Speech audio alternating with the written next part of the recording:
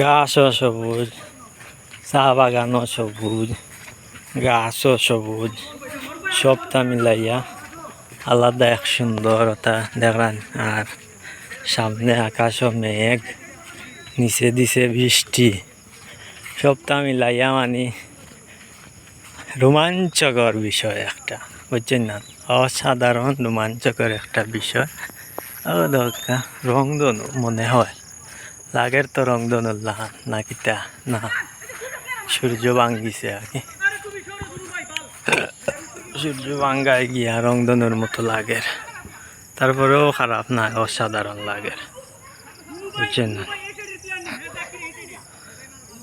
সুন্দরও লাগে, খারাপ নয়।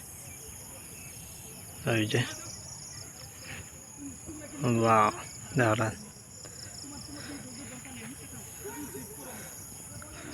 যাই হোক সপ্তাহ মিলিয়া খুবই ভাল লাগে আজকের দিনটা। আর আপনার আইসি যে বাগানোর ভিতরে ভালোও লাগে বা উপভোগ করতাম পারলাম সুন্দরতা, এর লাগে একটু বেশি ভাল লাগে।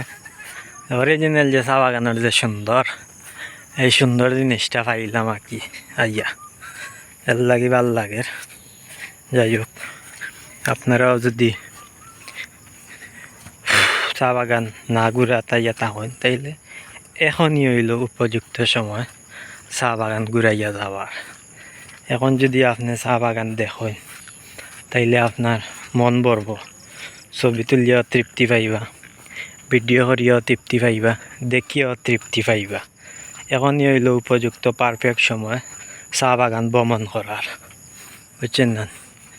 এখনই ভ্রমণ করেন বাংলাদেশের।